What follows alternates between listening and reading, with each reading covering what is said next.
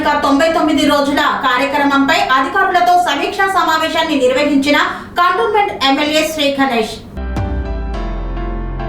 ప్రజాపాలన ప్రగతి ప్రణాళిక 99 రోజుల కార్యక్రమం విజయవంతం కావడానికి ఈ కార్యక్రమం ద్వారా మోండా డివిజన్ లో ప్రజా సమస్యల పరిష్కారానికి ఏ విధంగా చర్యలు చేపట్టాలో కంటోన్మెంట్ ఎమ్మెల్యే శ్రీ గణేష్ తన క్యాంపు కార్యాలయంలో మల్కాజ్గిరి మున్సిపల్ కార్పొరేషన్ అధికారులతో సమీక్ష నిర్వహించారు.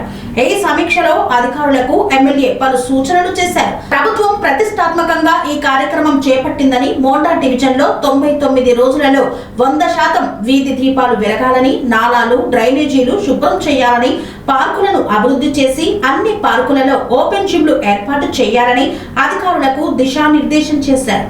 అధికారులు అంచనాలు తయారు చేసి ఇస్తే ప్రభుత్వం నుండి ఎన్ని నిధులైనా తీసుకురావడానికి సిద్ధంగా ఉన్నానన్నారు. అధికారులు కూడా సహకరించి లక్ష్యాలు నిర్దేశించుకొని ప్రణాళికాబద్ధంగా పనిచేసి ప్రజల మన్ననలు పొంది ప్రభుత్వానికి మంచి పేరు వచ్చేలా కృషి చేయాలని తెలిపారు. మోండా డివిజన్ ను అభివృద్ధిలో అగ్రగామిగా నిలపడానికి అందరం కలిసికట్టుగా పనిచేద్దామని పేర్కొన్నారు. ఈ సమీక్ష సమావేశంలో Boinpally division commissioner Daku Nayak, executive engineer Venkateswarlu, deputy engineer Deepika, assistant engineer Varun Dev, sanitation department Sandeep, manager Haritha తదితరులు పాల్గొన్నారు. నేను అర్థం చేయాలనుకుంటున్నా, అర్థం చేసుకోవాలనుకుంటున్నా ఒకటి, ఈ 99 days లా మీ ద్వారా మీరు ఏం పని చేస్తారు, ఈ ప్లానింగ్ షెడ్యూల్ అని నాకు తర్వాత. ఇప్పుడు ఎట్లా ఎంత చిన్న పిల్లలకి రాసుకుంటున్నారు, స్ట్రీట్ లైట్లా ఇవన్నీ ఇంకేముంటాయి చేసేది మీరు? స్ట్రీట్ లైట్స్, పార్ట్ హోల్స్ అన్ని క్లియర్ చేస్తాం సార్. పెండింగ్ వర్క్స్ కూడా ఆల్రెడీ స్టార్ట్ చేసిన వర్క్స్ అయితే అవి 99 days లో అయిపోతాయండి. పెండింగ్ వర్క్స్ అంటే ఏంటది? పెండింగ్ వర్క్స్ అంటే సిసి రోడ్స్, డ్రైన్స్, డీసిల్టింగ్ జరుగుతుంది సార్. పెండింగ్ డెవలప్మెంట్ వర్క్స్ ఇంకా స్టేజ్ ఏం స్టేజ్? స్టేజ్ వైజ్ కంటిన్యూ చేస్తారు. 25% అంటే బ్యాలెన్స్ ఇంతకుముందు 80% చేసేది సార్. అందులో పెండింగ్ ఉంటే 100% కంప్లీట్ చేసేయాలి. కొన్ని స్టార్ట్ అయ్యి ఉన్నాయి కూడా, అది కూడా కంప్లీట్ చేయాలి.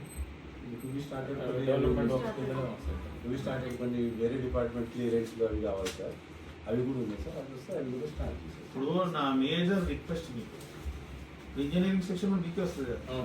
అయితే ఇప్పుడు ఏదైతే HMWS వాళ్ళు వర్క్ చేస్తారో వాళ్ళతో మీరు కోఆర్డినేషన్ చేసుకోవాలి ఒకటి.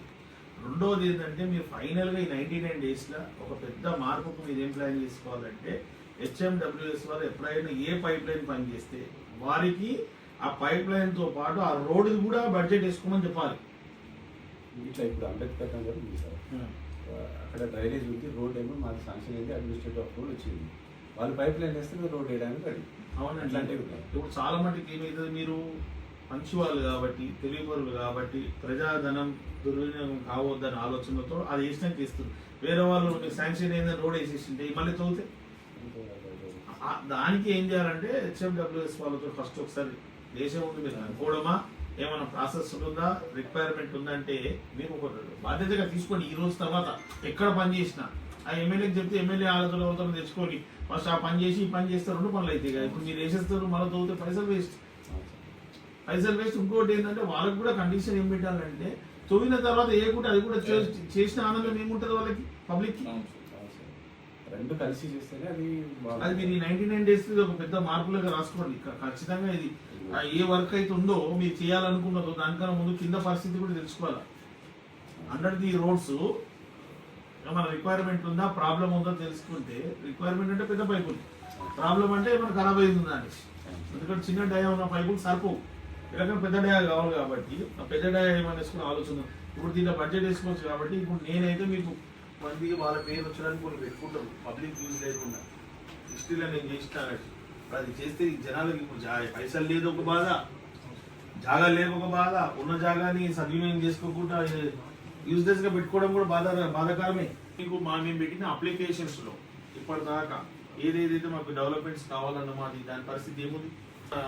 కార్పొరేటర్ గారు చివరి రోజు కాబట్టి ఆ రోజు చేశారు. మిగతా ఇనాగ్రేషన్స్ ఉండే వర్క్ స్టార్ట్ చేసేది ఉందా, అది ఎప్పుడు పెడతారు?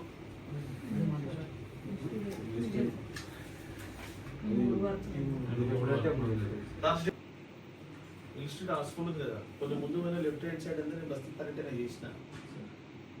అక్కడ అంతా సమస్యలు ఉండే, రోడ్ సమస్యలు, డ్రైనేజ్ సమస్య, శానిటేషన్ సమస్య ఉండే. ఎప్పటి నుంచో ఉంది. ఆ కమాండ్ ఉంది కదా, అమన్ లోపలికి వెళ్ళి పోతే బస్తీలో. అప్పుడు నేను లాస్ట్ టైం తిరిగిన అవన్నీ మీకు రిప్రజెంటేషన్ ఇచ్చాం కదా, మారియో ఇంటికాడ, అరవింద్ యాదవ్ ఇంటికాడ. అప్పుడు మన పాత ఈ Severage line. రెసిడెన్షియల్ బజార్ కదా సార్, లోపల అన్ని మొత్తం తిరిగినాము. సార్ చాలా చెప్పాడు అప్పుడు, మరి మీ దగ్గర ఉంటుంది ఇంతకుముందు ఈ 99 days లో అది అయిపోవాలి. అది రాసుకోండి టాస్క్.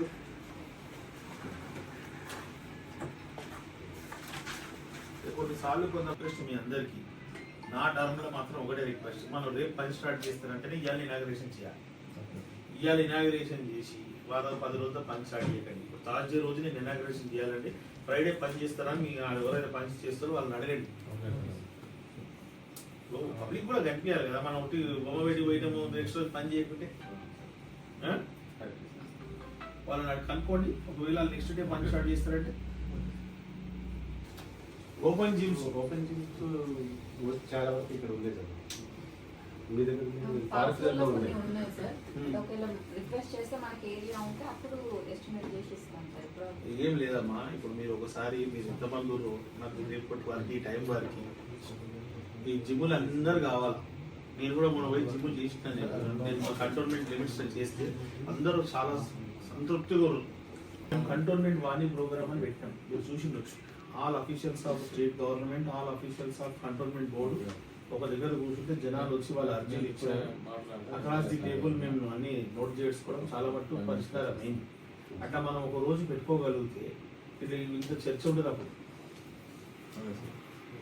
అన్ని departments of Monda division, state GHMC కావచ్చు, హెచ్ఎండబ్ల్యూఎస్ కావచ్చు, రెవెన్యూ 3 డిపార్ట్మెంట్ కూర్చొని, పోలీస్ డిపార్ట్మెంట్ కూర్చొని మీరు ఒక డేట్ ఫిక్స్ చేస్తారంటే మేము పెడతాం. అది అంటే మీది కూడా సులభం అవుతుంది కదా, అత్యధిక శాతం తెలుసుకోవాలి కదా.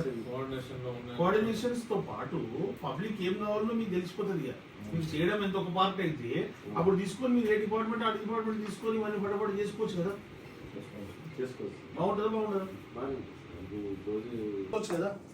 మీరు ఎలా విధంగా చేస్తారు కానీ అప్పుడే నేను కూడా తన తీసుకొని తన మీకు కూడా పైన పెట్టేసి బడ్జెట్ తీసుకొస్తే మీకు కూడా ఒక్కొక్కరు 100 మంది వస్తే కనీసం ఒక 60-70 మందికి సాల్వ్ చేసిన మెజారిటీ కదా.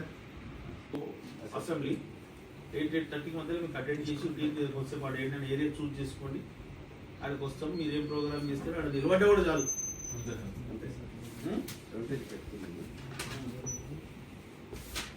ఇంకేమో మీరు మాట్లాడాల్సింది నాదైతే అయిపోయింది. నా సైడ్ నుంచి మీ కోఆర్డినేషన్ సపోర్ట్ ఏమో మిగతాది ఏముంది. డెవలప్మెంట్ వర్క్స్ సంబంధించిన ఏదైనా కొన్ని వర్క్స్ మీరు ప్రపోజ్ చేస్తే ఎస్టిమేట్స్ తయారు చేస్తాం. ఇప్పుడు 90% మనకు శనివారం ఆదివారం మనకు క్యాంప్ పెడితే అది దొరికిపోతుంది. అంతే సార్, ఆ రోజు హైయెస్ట్ పర్సెంట్ మనకు దొరికిపోతుంది. అదొక సువర్ణ అవకాశం. రెండోది మనం బస్సీలలో తిరిగి ఉంటాం కూడా అది కూడా తీసుకుంటాం. ఏమంటారు?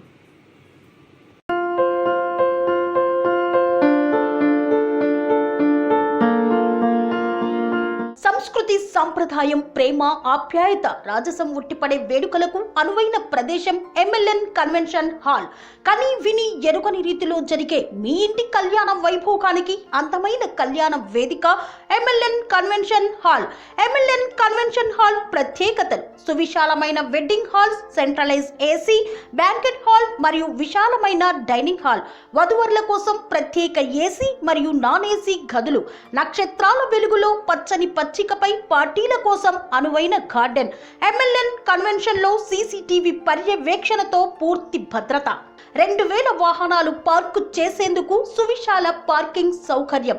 మీ ఇంట జరిగే అన్ని శుభకార్యాలకు, పెళ్లి, reception, engagement, birthdays, get together, corporate events, ఏ ఇతర శుభకార్యాలకైనా అందమైన వేదిక ఎంఎల్ఎన్ కన్వెన్షన్ హాల్. బుకింగ్ కోసం సంప్రదించండి 7550438888 మరియు 7550428888.